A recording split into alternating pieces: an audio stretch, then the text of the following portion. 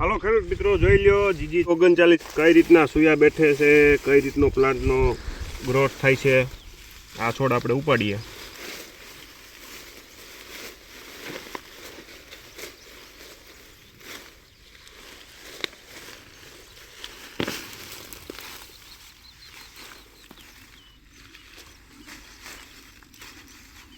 જીજી 39 એવી વેરાયટી છે જેમાં મોટે ભાગે બે દાણાવાળા પોપટા વધારે હોય.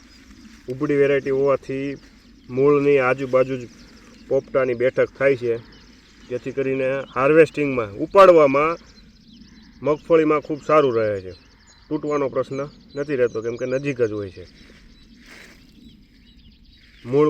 મૂળ ગંડિકા જો રાઇઝોબિયમની ગાંઠું જુઓ,